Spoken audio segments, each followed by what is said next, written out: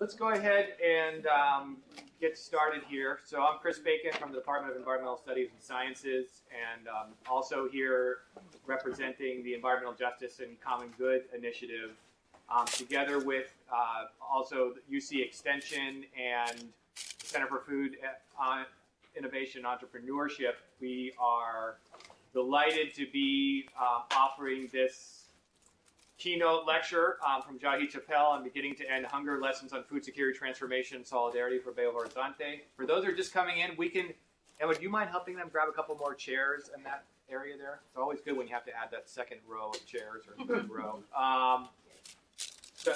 For those that weren't with us in the morning, we were just finishing up about a 4-hour session focused on coalition building for food justice in the South Bay.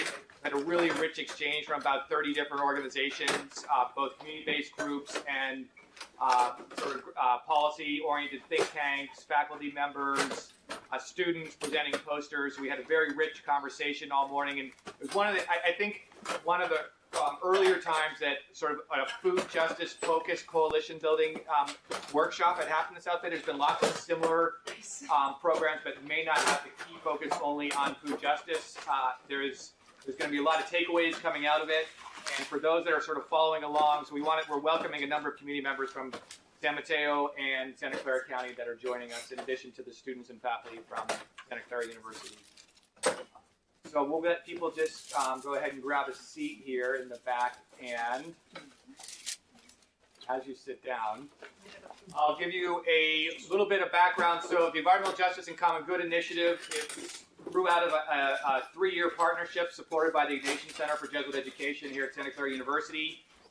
Their programming convened several groups of faculty that were focused on economic justice and the common good, racial and ethnic justice and the common good, gender justice and the common good, and environmental justice and the common good. And we had the good fortune of working with a number of colleagues, including Ira Stewart-Fry, Ed Maurer, Chad Raphael, and Siming Yang, and with the support of the Ignatian Center, particularly Teresa Langley-Whipley when she was here, convened this initiative, and from there it moved into something. We did a conference last May, and since then it's kind of taken off. In particular, I want to give thanks to Chad Raphael's leadership as a coordinator for the organization right now.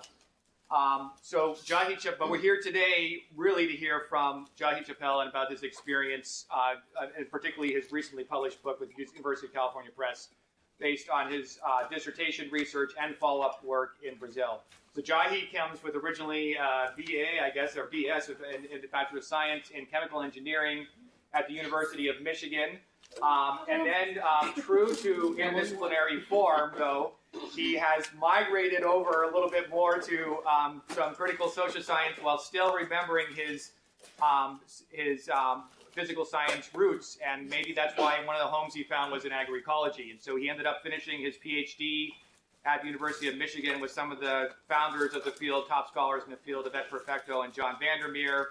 And from there has continued to do a number of, I would say, path-breaking research and community engagement projects from work at the University of Washington to Washington State, Institute for Agriculture and Trade Policy, and then most recently at Coventry in the UK, where he was associate professor there before coming to.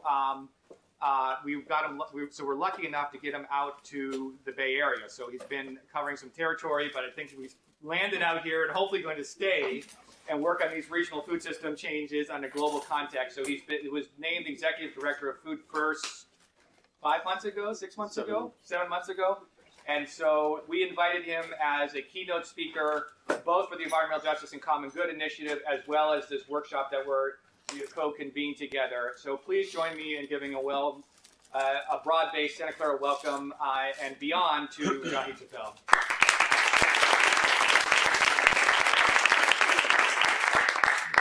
Thank you, Chris. So I've known Chris, about 10 years? Yeah, that's right. We've pretty much grown up to these routes together, at least 10 or 12 years. Yeah, so it's great to finally be on your home turf. And an honor to be here with all of you, so thanks for coming to the presentation. As Chris said, this is based on my recently published book. I've got a couple of copies if anyone would like to purchase after the presentation. If you see how great this is, you'll want to read every page, I'm sure. So I will be talking about this work in Belo Horizonte, Brazil. I did over about 10 to 12 years. And then what it means for how we can think about not just food security and food sovereignty, but actually large-scale change beyond Brazil and beyond the area of food. But to start with, the very broad 10,000-foot context, it's important to note that hunger, of course, is present right now, but it also is unnecessary. We currently have around 820 million people to 2 billion, depending on which estimate you look at, who suffer from food insecurity, a lack of food security. And that's a pretty big range, you might notice, about 1.2 billion people range. And there's a couple of reasons for that. So the 820 million comes from the Food and Agriculture Organization of the United Nations annual report on food security. But they themselves have admitted that their estimates the past couple of years have been based on assuming the hungry have a low activity level, which is the opposite of what usually actually happens. And so many people, including anthropologist Jason Hickel, have pointed out that that's not a very logical assumption, and actually that some of the access statistics are based on income. And so if you're looking at poverty and poverty predicting food security, then actually a lot of it is based on a $1 to $2 a day poverty line. And Hickel proposes that a much more accurate line for poverty would be $4 to $5. So if we're estimating food access based on a more reasonable poverty line, then also it might be around 2 billion people. And then from a different point of view, actually, Francis Moore-Lepay and Joseph Collins, who were the co-founders of Food First, they point out in their most recent update of their classic book that because when you suffer from hunger as a child, it affects you the rest of your life, it affects your development, that anyone who suffered from hunger as a child should be counted as food insecure into their adulthood. And so that would be about 2 billion people. Also, there's micronutrient deficiencies, hidden hunger, a lot of people who have maybe enough calories but don't have all the vitamins and minerals they need. And in children that can cause stunting, health problems, mental health problems. So any way you slice it, arguably 2 billion is a much more accurate number. At the same time, we have more than enough calories in the world for everyone to have enough food and probably enough vitamins and minerals that we have to change some of the things that we grow and have maybe a little bit less soy. But we have this surplus, yet we have hunger. And it makes me think sometimes of economics, which I know enough about to be dangerous. Economics sometimes calls itself the science of scarcity. Yet we have surplus and scarcity in the same context, in the same countries often. So it seems like actually what we're right now are doing are making choices about the allocation of scarcity, who gets to suffer from scarcity when there is surplus still present. And so trying to think about these questions and what can be done about it, what alternatives, led me to look at Belo Horizonte, Brazil about 15 years ago. And they've had a series of programs that since 1993 have really been innovative in the area of food security. And so I really wanted to see, well, what happened, how did it happen, what can we learn from it? And just incidentally, Belo Horizonte means beautiful horizon. So this is one possible beautiful horizon. The one person on Twitter is like, this is a cityscape. This isn't beautiful. So, eye of the beholder. But to continue in the sort of the broad picture, so around 40 years of research in food security have made it pretty clear that in contemporary times, hunger and starvation are very rarely the result of insufficient food availability. And Nobel laureate Amartya Sen is identified with really pinning this down in some of his earlier research, pointing to hunger and starvation usually being caused by an inability to access food, with poverty being a primary, though not the only reason. More recently, the economic historian Cormac O'Grada, in his compendium reviewing sort of the history of famine generally, said that a famine-free world depends on improved governance and peace. It is as simple or as difficult as that. And however simple or difficult that might be, if you're at all like me, I hear almost no one say, world hunger, we need to worry about governance and peace, right? That's not what people talk about, even people who should know better, in my opinion. So food supply just typically isn't the problem. So if we look at research since then, in the 1990s, around 80% of malnourished children in the global south lived in countries with food energy surpluses. And side notes, I love digressions. In my book, I started using the term majority world, which Shahidul Alam, a Bangladeshi artist, coined, because the majority world we often call developing countries or the global south are the majority of the people in the world. So the majority world, and we are right now in the minority world, and that's how I refer to it in the book. So 80% of the people, of children in the majority world, live in countries with food energy surpluses. In the case of the United States, here in the minority world, the average intake per capita is 3,800 calories per person per day. We need around 2,300 on average. And this is both waste and consumption. At the same time, 12% of Americans can't ensure our daily minimum food requirements. And this very rarely means acute starvation, but it does mean people choosing between paying for housing and paying for food, paying for good food or paying for crappy food, paying for health care or paying for food. So when we have almost 4,000 calories per person per day, that seems like a problem not of supply and of larger structures. In a country sort of with a different average economic, GDP, average economic development, quote unquote, India has the highest prevalence of underweight children in the world, and a comparable number of hungry people as the entire continent of Africa. At times it's been higher than the entire continent of Africa.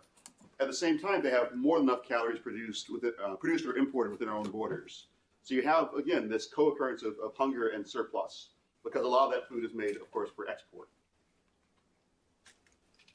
So how do we think then about hunger and food security? So what is food security? Let's go with the definition here. So the classic definition has become when all people at all times have physical, social, and economic access to sufficient, safe, and nutritious food that meets their dietary needs and preferences for an active and healthy life. It trips off the tongue. Increasingly, this has been refined to be composed of availability, so sufficient food supply of appropriate quality. That's the pretty obvious one. Access, which Sin and others have pointed out is often where the key problems arise in terms of having the resources, economic and physical, to actually acquire food. So infrastructure to get to where it is and money or rights to get access to it. Utilization, the ability to actually consume and benefit from it. If you don't have healthy, safe water, you're suffering from disease load. Often you can't absorb nutrients from the food you're eating. So you have to be able to actually make use of it. And stability, if you don't have access to enough food throughout the entire year, then you're not food secure. So it has to be stable and resilient. So when we think of this definition of food security and how we've improved it over the past several decades, I think one of the seminal works here has been by economists Lisa Smith and Lawrence Haddad. And looking at infant stunting between 1970 and 2010, they found around a 50% drop in the prevalence of stunting of children in the majority world. That's equivalent to around 100 million fewer children suffering from stunting. And they use stunting as a measure of malnutrition because it's one of the numbers that are most reliable across countries going back farther in time. And what they found contributed to this around 50% drop, they wanted to try and get at what the fundamental causes were. So they did some pretty fancy and rigorous and in-depth regressions.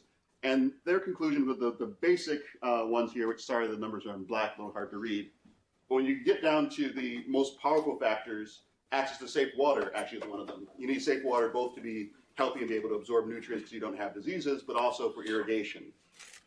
You also see that female secondary school enrollment, so this is parity versus male secondary school enrollment, is the second strongest factor. And you see that productivity is here. It's around 20%. And so the point, of course, is not that it doesn't matter how much food we produce. That's not the point. But the point is that maybe 20% of our attention should go to it. Right now it feels like 90. And I would say that there's not really been good research refuting this point. Rather, there's been 40 years that have propped up this point. So when we think about that classic definition from the FAO of food security, that previous pie chart to me implies something we're missing. So for one thing, it's not talking about the elements of justice and human rights that actually have the strongest evidence of efficacy. Safe water and sanitation are human rights in the UN Declaration of Universal Human Rights. Gender equity, of course, would be, most people would consider that a basic human right. And so all those things are missing from that classic definition. And then also, in between my chemical engineer to sort of critical social scientist to director of an advocacy organization, LEAPS, I was an ecologist. And so the ecosystem, the very material that allows us to have food, to create food, is not really in that classic definition. So explicit considerations of sustainability are also missing. So when I was writing my book, I was trying to think of the different schools of thought and how to explain how, in a way, my own thinking has evolved around food security as well as a field. And I identified what to me seemed like three broad approaches to thinking about hunger and food security. So there's productivism, which is just the notion that if we produce enough food, then we can stop starvation. And even though this has pretty much been shown for 40 years not to be the most common cause of hunger in the world, that's still where almost all the attention goes, even from experts. I find it very frustrating. And sometimes there's a little bit of a refinement of, oh, well, actually, it's not just about the amount of food. Farmers have to make money, so if they produce more food, then they'll sell more food and they can be better off because they have a higher income. Of course, the problem is if all the farmers actually did that, then prices would crash, so that still wouldn't work. There'd be some issues there. Everyone increased their production by 20 to 50%. Then the food security body of thought I identify as starting with Sin in the 80s, late 70s and early 80s. And Sin and others started thinking about, well, what are the policies, the economic activities, and the rights to provide access to enough food? Sin talked about different bundles you can have in terms of you might not have money, but if you have a political right, or if you have the ability to trade your labor for food, or if you have family members who can get access to food for you, there's different ways you need access to it. So starting to think about what happens in society beyond just what's produced. And I'd say most recently the food justice and food sovereignty sort of lines of thought have gone a bit farther than that. People often accuse the Sin type approach of being very individualistic and thinks of what's the individual capacity to get food. And food justice and food sovereignty asks, well, if we have a structure that's allocating scarcity to people when there is not actual scarcity overall, what are the changes we need then to provide the human rights, provide the access, provide the people's power to actually achieve food with dignity for everyone? So studying the successes and the challenges in Belo Horizonte, it occurred to me that it sort of sits in between these last two tendencies, that they framed a lot of their work in food security, but there's a lot of elements actually that start to speak to the food sovereignty and food justice point of view. I thought that was really interesting, and to me, part of why they're effective.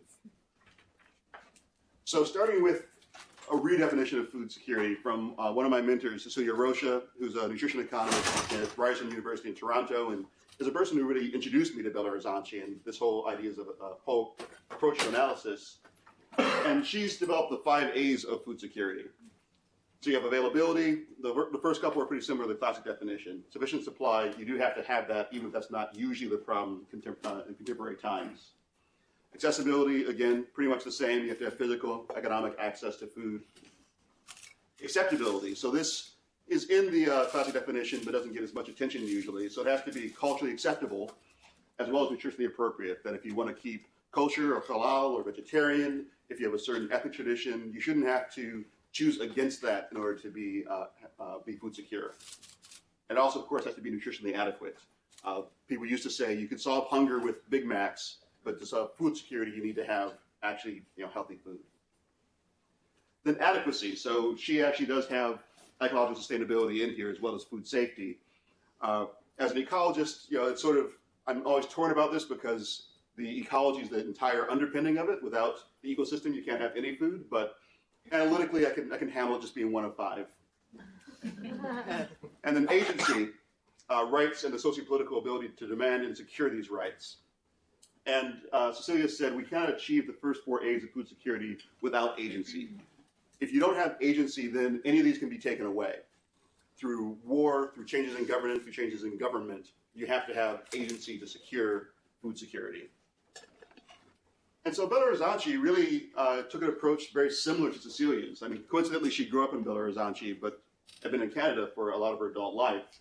And going back, she discovered a lot of these programs and what they were doing, and was really fascinated. And like I say, somewhat coincidentally, her analysis aligns really well with their approaches. But to give you some background about Belo Horizonte, it's a city of around 2.5 million people, almost 3, one of the 10 largest Brazilian cities. And the early 1990s, around 40% of the families in Belo Horizonte were below the poverty line, and about 20% of children under the age of 3 had some degree of malnutrition. Surveys had also found a general nutrition imbalance in terms of insufficient protein and vitamins, so particularly fruits and vegetables, that micronutrient element in diets. So in 1993, the then newly elected mayor, Patrus Ananias de Souza, he founded this SASMASAN, Secretariat of Food Security, and that acronym changes every couple of years. It's not SMASAN anymore, but we'll go SMASAN, Secretariat of Food and Nutrition Security. Founded in 1993, it directly serves around 800,000 citizens every year. And they run over 20 programs through this one city office. The idea was to coordinate all of food security and nutrition security through a city office. And so these include school meals, where they serve around 200,000 meals per day to all the students in city schools. Subsidized produce shops, which serve around 185,000 families, around 50,000 tons of food each year. Organic produce fairs, farmers markets that bring small-scale farmers 40 miles directly into the city to sell to consumers. Assistance programs to at-risk populations, including the homeless, daycares, elderly, retirement homes, nurseries. They also have school gardens, they have urban gardens, and all this has been for an annual budget that, in 2013 at least, was less than $40 million, or less than 2% of the city budget. And for all of its existence, it's been less than 2% of the city budget. If you include what used to be remittances from the federal government for food programs around school meals and local purchasing, then it would be around 4%, but that was money that was earmarked just for that. So really not a large part of the city budget to really make some significant advances. And a really notable thing from both, I think, a hope point of view and a political science point of view is that these programs have lasted over 25 years through 7 terms of 5 different mayors from 4 different parties. Most of the time it was under the Workers' Party. Patrus Ananias was one of the founders of the Workers' Party of Brazil. Former mayor Luis Inácio Lula da Silva was from the Workers' Party. But you've had people from other parties the past 10 years in charge of it, and even though there's been some changes, and in my opinion, some weakenings, the core of the programs have remained, and actually the most recent mayor seems to have strengthened some elements as well. So what did they get from these programs? What were the results? So over the first 25 years, which encompasses the time I was studying it, Belo Horizonte went from the 6th to the 1st highest consumption of green vegetables amongst Brazilian cities, around a 25% increase according to their census surveys. Went from the 8th to the 2nd highest in consumption of fruits. And in that specific period, at least, only one other major Brazilian city saw a consumption increase in fruits and vegetables. And then looking at some of the things, because there's not the household surveys of malnutrition, so we have to go through some proxies. If we look at other results that could be connected to food security, you do have hospitalizations for children under 1 for malnutrition. That's this line. So those have been reduced dramatically between, well, 93, they didn't have data there, but from 93 to 2015, you see all these things were going in a pretty dramatically good direction. Mortality of infants under 1 year old, mortality of children. So both of those are correlated with mother's health. And interestingly, hospitalization due to diabetes had a really dramatic decrease. And so you see these really interesting and indicative results. The estimates for food infant malnutrition in Brazil is that nationally also went down pretty dramatically. So there's some interesting questions as to what could be attributed to what. But the decrease in Belo Horizonte definitely started much earlier. And the other thing is that this WHO data is not empirical; it's estimated. So I'm curious what actually happened there, but can't say anyway. But so as I said, infant hospitalization due to malnutrition dropped by 61%, under 5 mortality, and infant mortality by 70 and 60% in this period. And hospitalization due to diabetes dropped by 1/3. So my original question, as I was doing my dissertation work and follow-up work, was how and why did they accomplish this? How does it work? Why were they able to be successful? How the programs come to be? And I also, again, as an ecologist, was interested in how the practices of local farmers were affected because they had these connections through the local markets, bringing farmers into local markets. And then, therefore, it has influenced biodiversity via these farmer practices. The Atlantic rainforest is a biodiversity hotspot, so it's a really great place for this sort of natural experiment. Sadly, I'm going to talk about this part just due to time constraints, but if you're interested in the biodiversity-focused part, we did publish a paper a couple of years ago that goes into depth on the ant diversity on farms and adjacent forest fragments to look at that. And there seemed to be a correlation, though, as researchers want to say, more research would be needed. So looking at Belo Horizonte through the lens of the 5 A's, and starting with availability, Belo Horizonte looks specifically to support production from small local farms, from family farms, and connect them to both the city market and regional and national markets. They had this approach, but of course availability was not an acute problem in that there's enough food in Belo Horizonte, there's enough food in Brazil for everyone to have access to, and actually recent research has shown 70 to 80% of the food consumed in Brazil is from small-scale Brazilian farmers. So they were trying to support specifically family farming, in part because Brazil has seen this dramatic urbanization, one of the most dramatic shifts in the world, I believe, from around 75% rural to around 2/3 urban at the minimum. So they were trying to find ways to also address that in-migration to the city and stretching of city services, and it was sort of, okay, if people can make a good living as farmers, then there's a sort of a win-win, right? They're doing well where they are, and they don't come into the city where we have only so many resources. And this brings me to another digression, but it's a really important one to me. One of the contradictions, perhaps, is that the Belo Horizonte programs have often been targeted at how do we lower food prices so more people can have access, which is very logical from a certain point of view. At the same time, we think globally, the majority of people who are hungry are farmers and farm workers. And if they're getting lower prices, that doesn't necessarily help them in their food security. And there's generally been a thought that, okay, farmers, and especially farm workers, still buy the majority of their food, so when prices go down, it should, on the average, help them. And when it goes up, it should hurt them. And that's still the received wisdom, but there's been some interesting research in the past couple of years arguing that maybe, at least in the majority world, that hasn't necessarily been the case. Ivanek and Martin found in 2014 that higher food prices seem to be linked to lower global poverty in the long run, looking at a panel of countries over the food price crisis of 2009. And Derek Hetty pointed out that it seemed like passing on higher prices to producers in the long run was an important means of reducing poverty in the poorest countries. And the long run for economists apparently is 6 to 18 months. Or maybe like 2 years, I think, in some of them. And the thing they said was that when we look at the standard models, like, okay, if food is more expensive and you're buying a lot of food, then of course you're worse off. But what they found seemed to be the case, at least in those specific data sets from around, I think, 40 countries, was that with the food price crisis of 2009, 2010, most of that actually ended up going to the farmers, at least in the majority world. And so the farmers actually were making more money from the higher prices, and actually they were paying their farm workers more, so their farm workers were benefiting. And in some cases, it seemed like even city wages were going up, and you wouldn't see this if you didn't look beyond 6 months to a year and a half, because farm workers were making more. City employers had to pay more to get people to come from the countryside.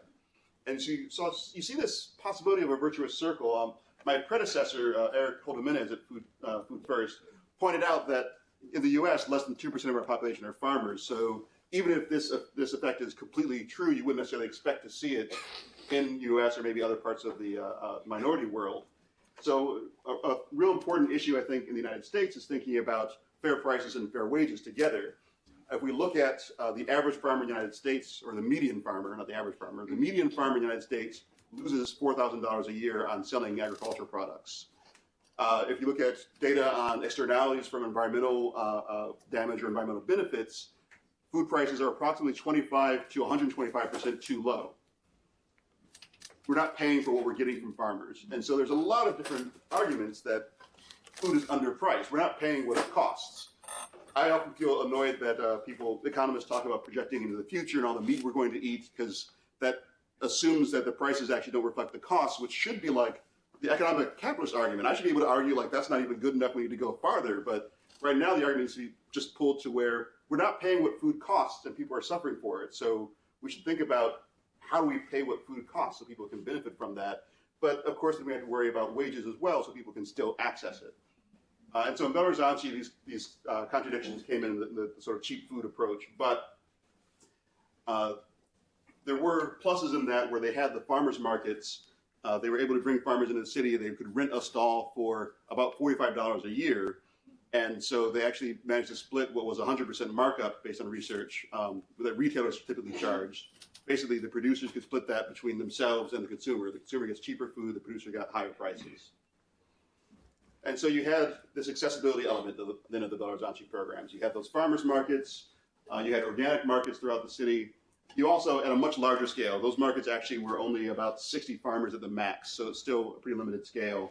At a larger scale, there's around 60 produce shops throughout the city that are called abastecers or sacolões.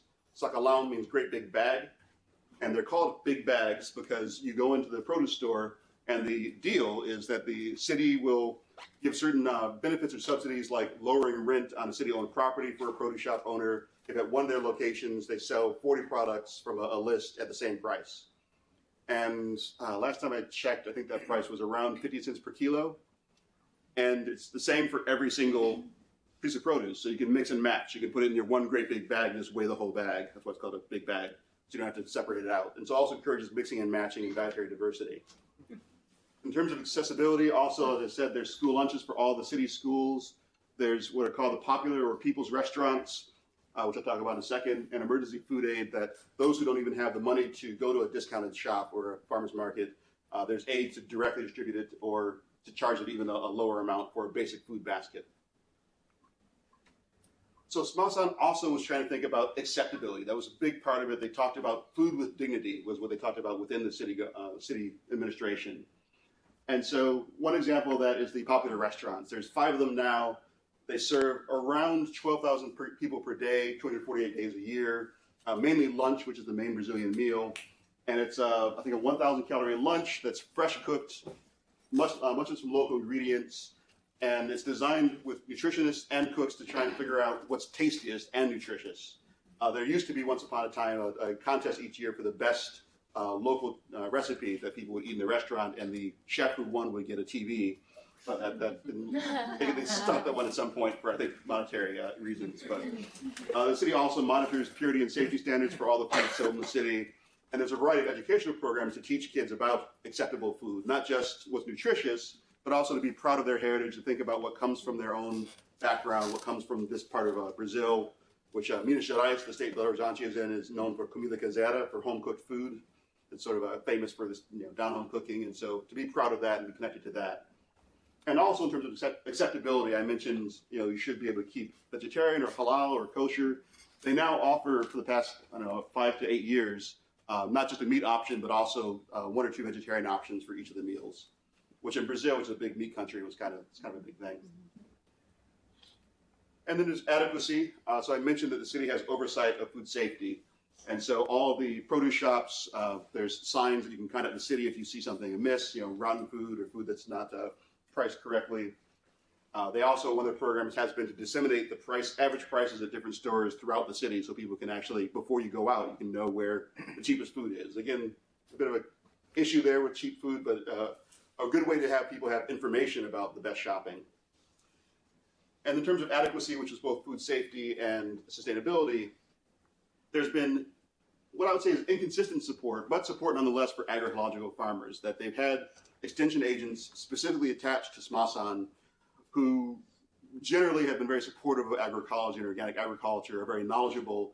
And in Brazil, where you've seen agricultural extension cut back by 60, 70% in the past 2 decades, having this extensionist who had to come every year to check your compliance, who also knew a bunch about different practices, I think was helpful and possibly influential with a lot of farmers, and might be the reason that we did see seemingly higher biodiversity on the local farms that worked with the city, and we saw more rainforest species on those farms than farms that didn't work with the city.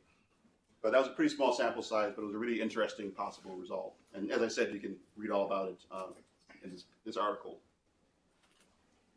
But so we get to agency, which Cecilia said, we cannot achieve the other 4 without agency. And Belo Horizonte, I would say that it was founded actually on this idea. It was founded on food as a right of citizenship. Petrus Ananias, the mayor who founded it, felt driven as a Catholic to address hunger, and as part of the PT, hunger had been part of their policy platform since they were formed in opposition to the dictatorship in the 80s. And so the idea is that food is just a right that everyone has. This was a pretty radical idea in the early 90s. They also thought of the right as not just the right to aspire to food security, which is what the United States argues a right to food means, But the right of citizenship and of procedural justice, you should be able to be involved in governance of your food system as one of the ways that you have the right to it.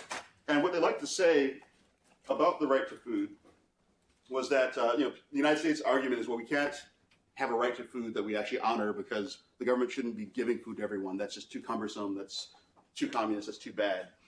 But what they said is, well, it's like in your Bill of Rights or things that used to be in the Brazilian Constitution, in terms of the right to free speech or free press or free exercise of religion, the government doesn't have to give you a church. The government doesn't give you a newspaper. The government makes sure that you have access to a free press, you have access to exercise of religion, and if you don't have access to one of those things, that's a problem to address, not for the government to create, but to make sure things work such that you do have that access. And that, they felt, was what they meant by the right to food. And so this started in Belo Horizonte in 1993. Interestingly, it had been sort of had a synergy with the consolidative requirements in Brazilian law that I believe also have been removed. But the Brazilian Constitution had said that for large decisions on policy, the citizens must be consulted. And it didn't define what that meant. What they created in a lot of cases were specific citizens' councils in cities, in state level, and some of the national level that were often 1/3 citizens, 1/3 government agencies, and 1/3 researchers or industry, depending on which one it was. And these citizens' councils actually had often quite a lot of sway, again, until recently. Similarly, participatory budgeting, where you have basically an open session that trickles up where every person can come and say what their priority is for spending, government spending. That has happened across Brazil and across the world, but actually only in Brazil, as far as I know, has it been binding. In participatory budgeting in Brazil, when the citizens say this is what we want to spend it on, the mayor or governor has to spend it on that. And so in Belo Horizonte, this was also part of it. So it's one of the reasons that one neighborhood called Bairro got a popular restaurant, a people's restaurant, because that's what they said they wanted from the participatory budgeting. And then these spaces are also important for legitimacy and efficacy. In terms of legitimacy, there's just tons of research that says people who take part in a decision are more likely to obey the results of that decision. And so when you have inputs, you're more likely to cooperate. So you get at some of that collective action problem that is an issue in so many areas. There's also efficacy, that if there's a problem and people are directly involved, you're more likely to hear it if those people are there. If there's a problem way out in some obscure part of the city, it's a pretty large city, but people are able to come, and you can hear straight from their mouth. You don't have to wait for a researcher or a social worker to go there to hear it through other networks. So it gives you at least the opportunity for more efficacy in learning what's happening. So looking at just the things that Belo Horizonte has accomplished, though I would say that they are the first ones to admit that they haven't finished. They don't like to call it a success because there is still hunger in the city, and especially the poorest residents who don't have any money or hardly any money. Those programs that just lower the cost, it's still hard for them to access. So they admit that there's still a long way to go, but they've had these dramatic decreases that are important to note. But so the two keys to that medium but still notable success, one is this comprehensive, holistic approach to food security rooted in human rights. There's a right to food, but of course also the city government has worked on the right to housing, the right to health care. There is universal health care in Brazil. I mean, it's not necessarily all of consistent quality, but my field assistant there, he had to take insulin. He just went and, they gave him his insulin for this time to give it to you again. So there's a variety of human rights provided for within Brazil. The idea of Belo Horizonte, as I said before, the city government constantly talked about food with dignity. And so with the popular restaurants, I forgot to mention the popular restaurants, you get that 1,200 calorie meal for 2 reais. I don't know the current conversion, let's say $1. For the first 20 years, it was $1 for everyone. And that was the idea of food with dignity, that everyone had to pay, but it was something that almost everyone could pay. They raised it about 10 years ago to, I think, 5 reais for people the general public, and then 2 reais for people who are on government assistance. And so they had very mixed feelings about that separation approach because it allowed the program to be less expensive. It was a very expensive program, but also then created these 2 tiers. But the thing about the popular restaurant is that they're cultural centers. There's music there. There's tourists there. The food is fantastic. I go there every time I'm in Belo Horizonte. And surveys have showed that you've got people who are maybe homeless, but you also have a lot of retired people, you have university professors, you have lawyers, you've got people from every walk of life sharing food in those cafeterias because it's really good food for a really good price. And when people ask sometimes, well, don't local restaurants complain? What they say to me is, well, yeah, they complain, but we know their profit margin. They can afford to be cheaper. And it's people's right. So, you deal with it. Belo Horizonte helped influence a national law and the constitutional right to food, which, again, has been repealed, unfortunately. But this sprang in many ways out of Belo Horizonte's experiments. And then the other factor of success to Belo Horizonte, despite, I would say, not being able to carry it through as far as it should go, there is a deep basis in participatory democratic ideals.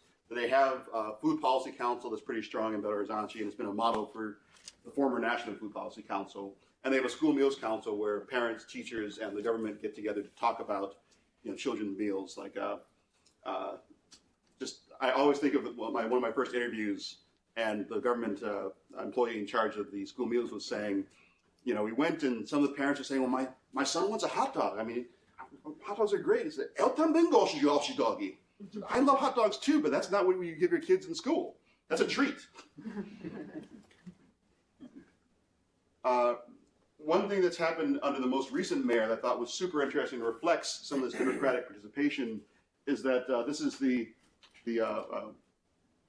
organizational chart for the city secretariat on food security. Don't worry about all the little details. The thing that's super interesting is that for the first time in my awareness, the two food policy councils are in the organizational chart, and actually they're at the top. And it seems like the current mayor has been emphasizing that. The current head of SMASAN in Belo Horizonte is a woman who's a social worker whose background is in participatory social work. So it seems like they're trying to expand that inconsistent but really important part of participation. So what can we learn about how it came to be? So I talked about a lot of what they've accomplished. We talked about Patrus Ananias instituting it, but how did they get there? And there's a variety of starting points as there is to any social change, but I think you can draw a pretty straight line back to the Brazilian geographer José Chacastro. And in 1932, very early, very much, I'd say, a precedent-breaking study, he published a study saying that actually the cause of hunger in Brazil is not because people are lazy. It's not because people are inferior because of race. It's because they don't get paid enough for what they do. Their labor doesn't bring in enough money to get access to enough food, and elites within the country and internationally exploit them. I mean, this is stuff that sometimes would be considered radical now. This was 1932. And so he said, we need accessible housing, accessible health care. We need their conditions of life to be affordable and in line with their salaries. And so he actually really influenced Brazilian President Getulio Vargas. Getulio Vargas was dictator, then elected president, then dictator. Or vice versa, I can't remember which. But and his political idols were Franklin Delano Roosevelt and Benito Mussolini. And I think you sort of see that reflected in what happened. I think that there was, to my impression, this is just based on reading the history, but no one has corroborated this. My impression is that Brazil, its national motto is order and progress. Brazil was the seat of the Portuguese Empire for a time when Portugal actually itself sort of economically failed, and the emperor was in Brazil. And so I think Brazil has always seen itself as it's supposed to be the country of the future. And I think Vargas thought, well, modern countries have welfare systems. That's what FDR is doing. We have safety nets, but also we have to have industry and factories. So we also have to make sure that people can hire labor cheaply. So that it wasn't purely benevolent. There's the Mussolini in there. We have to make the workers work. They have to work for what we can give them, but we should give them something kind of decent. So Chacastro seemed to influence Vargas, who opened within his presidency an Office of Social Services. And you saw actually popular restaurants started back then, as well as school meals, and some concern about workers' wages. So you see these seeds planted really quite a long time ago. Jumping ahead around 70 years, you saw the Zero Hunger Program in Brazil. And Angus Wright, historian Angus Wright, who was it UC, is it Santa Barbara? Was that?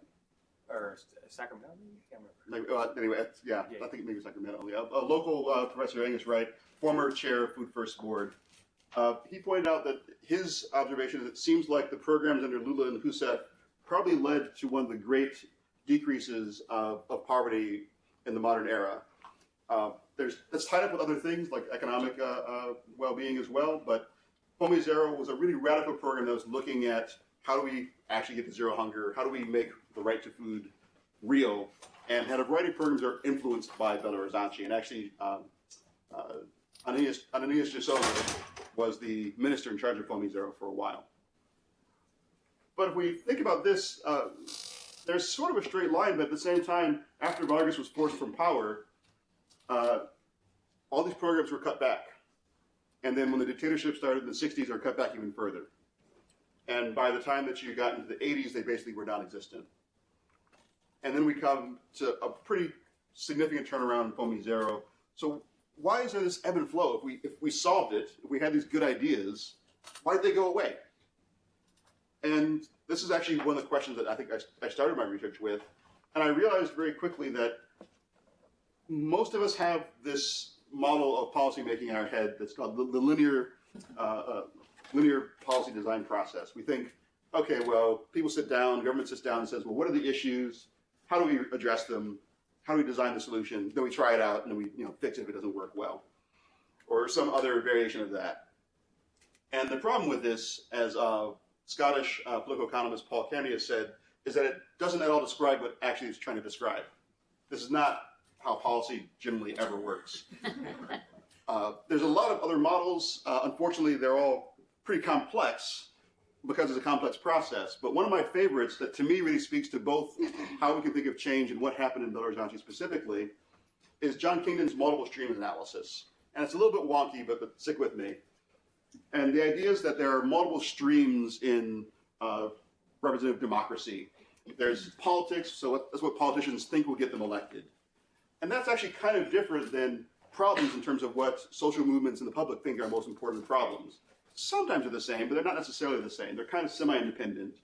And then semi-independent from that are policies in terms of solutions. So people like a lot of you here right now who are researchers, people who are researchers or administrators within government institutions, the day-to-day workers.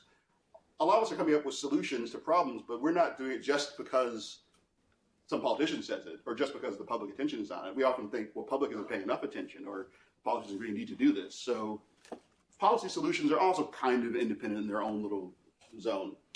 And Keenan's idea is that when they come together, when all three of these have a big emphasis on the same thing at the same time, is when change is most likely to happen, most likely to be effective. And for a couple of reasons, I've been rethinking Keenan's approach, because each of these streams is a mixture of processes and actors and different things. And for organizing, I started to think of it more in terms of just actors and thinking of what actors can we bring together. So politicians, policy entrepreneurs, people who are sort of the innovators or movers and shakers that get stuff done, program administrators within the government. These, basically, we can think of that as the politics stream, in my opinion.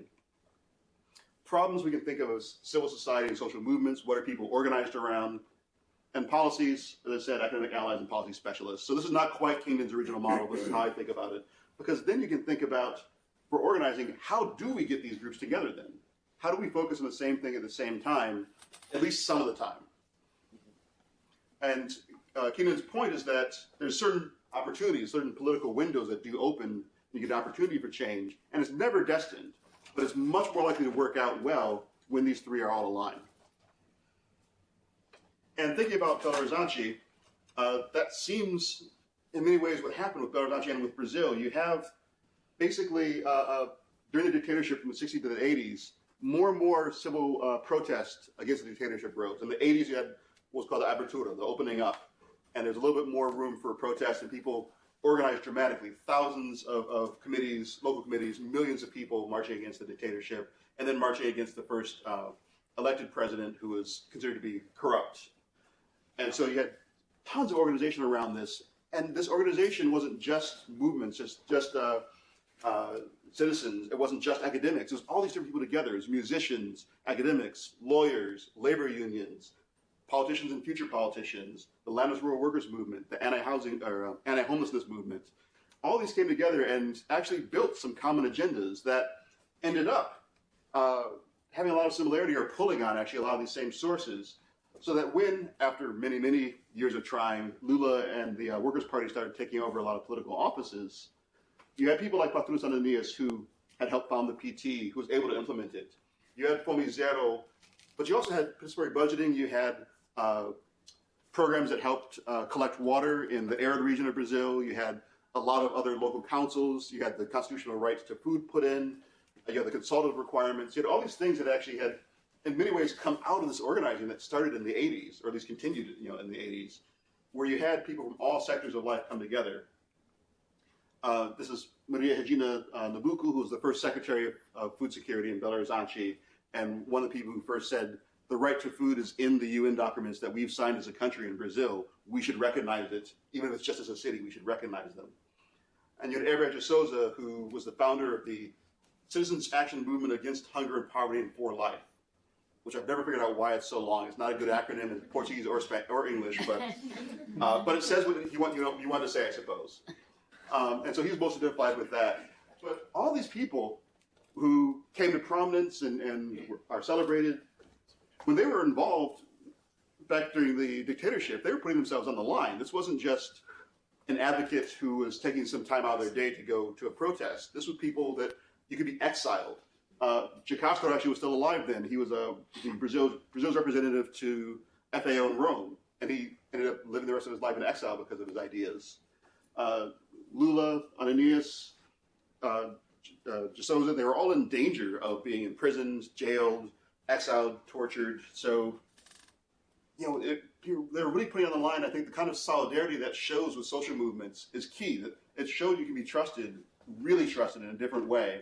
And I think we need to think in terms of organizing how we show up. Hopefully we don't have to risk the same things, but how do we show up that we can be trusted with groups and community groups that often are actually dealing with life or death or survival. And I think, so as a professional researcher, I understand it's tough to risk getting tenure, and it does affect your livelihood. We have to think about how we can take strategic risks and to be in solidarity, because otherwise I don't really see how we can build that kind of trust with the important issues on the line. And as I said, we've got Bolsonaro right now in Brazil. A lot of these things have been rolled back.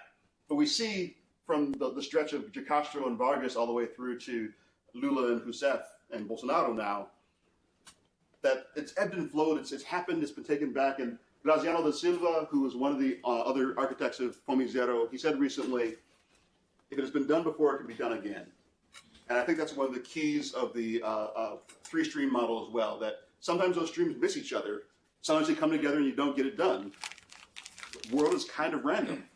But the idea is that when those three things are together, you have the best chance for succeeding. And so you have to try and get those things together before the opportunity opens, because then you're ready. Otherwise, it's too late to get the streams together. So just wrapping up some semi-deep thoughts on what I was talking about in terms of the solidarity between the academics and the activists in the movement. I think just one thing that we need to keep in mind is that there's a huge amount of evidence that reciprocity is a really fundamental human characteristic, that we want to help others who help us.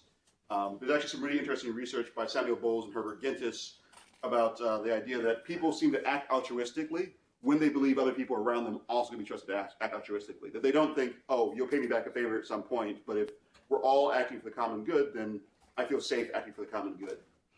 And so we have to think about that when we're doing work, and there's been this extractive history of researchers, of some students, not consciously, not maliciously, but going to a community and taking the time of that community, that organization, that they're not paid for, and you get something out of.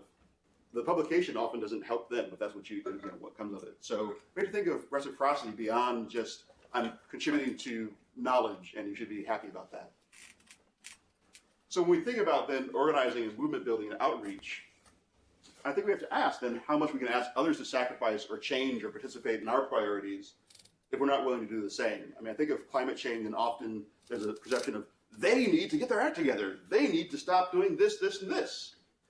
And sometimes we also say, okay, well, I'm a vegetarian, so I've also checked it off. But that's not solidarity. We need to think more about how we're acting with people. And actually, to me, just a fascinating example that came to me at a climate change conference in the University of Michigan some years ago. It was a teach-in in anniversary of the 50th anniversary of the original teach-in at University of Michigan.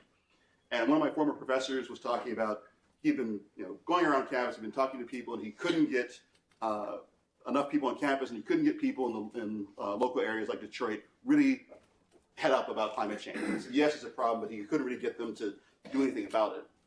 And it occurred to me, this is a number of years ago, how many of the ecologists and climate change scientists have been in the Black Lives Matter march? Like, if you're not out there for when people are saying it's literally life or death, like now, not 10 years, not 20 years, not 15 years, it's life or death right now, why would you expect them to show up for this other threat that's also real, but is not right now? In the same way, it is right now, climate change is right now, but not in the same way. We have to think beyond our own issues and think about how do we work together beyond our own focus.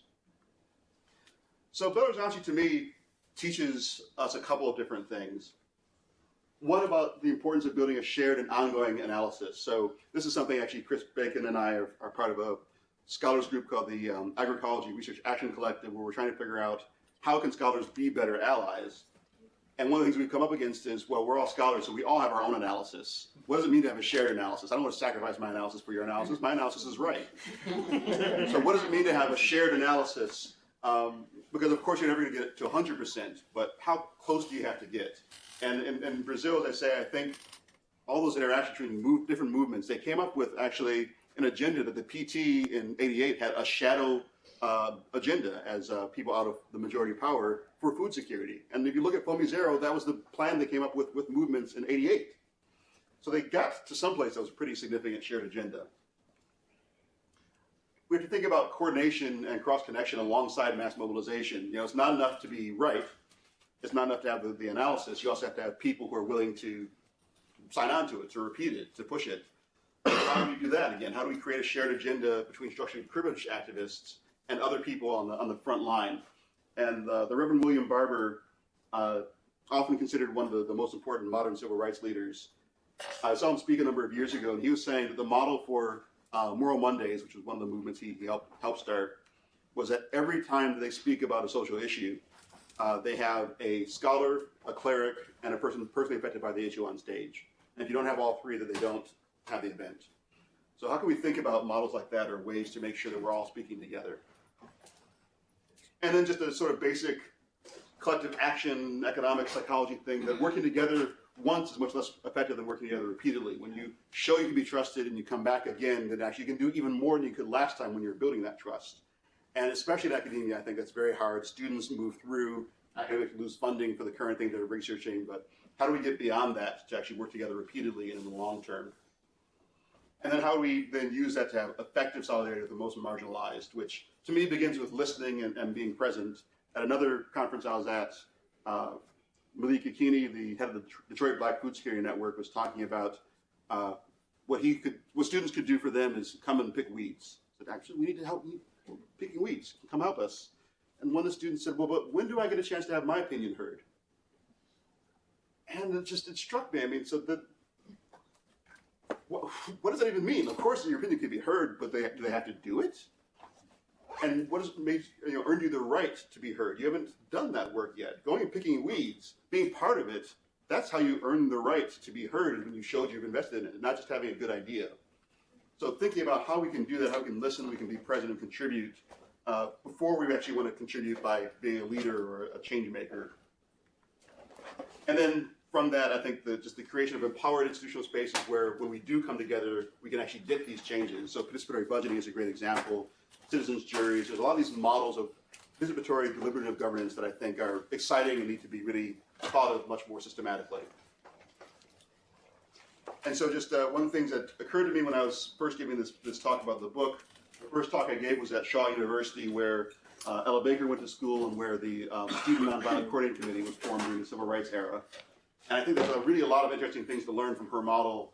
And Monica White, a Food First Fellow, recently published Freedom Farmers, about how marginalized farmers were a key part of the civil rights movement that's often under-recognized.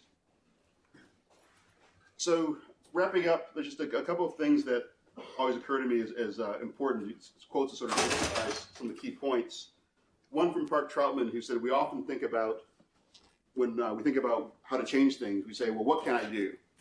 and then we do something similar to what we were already doing, because that's what's easy, that's what we can see in front of us. Instead, we should ask what has to be done and work backwards from there. How can I contribute to what has to be done? The Brazilian pedagogy scholar Paulo Freire, who said a real humanist can be identified more by his trust in the people, which engages him in their struggle, than by 1,000 actions in their favor without that trust. And from an Aboriginal activist group in Australia from the 1970s, if you've come here to help me, you are wasting our time. But if you come because your liberation is bound up with mine, then let us work together. And just to conclude, I want to say that's why I'm at Food First. Food First sits at this nexus, to me, of scholarship and activism, of thinking about advocacy, but thinking about science, and also spinning off and having so many allies and creating more change. That a bunch of groups, Code Pink, Global Exchange, Pesticide Action Network, have been founded by former employees of Food First. We published 65 books in 45 years, and we've got community organizers and researchers on our board, on our staff. And so really, we have this whole infrastructure of think tanks on a certain political side in the United States. And I think Food First, being the people's think tank, as we try to think of ourselves, is a really great place for this work to come together. So we're really supported by individual donors, which is really unique, I think, amongst think tanks. So just want to say thank you then to all the organizers and also to all the people who helped me in my research over the years, from the producers, activists, advocates, everyone in Belo Horizonte and beyond. Thank you.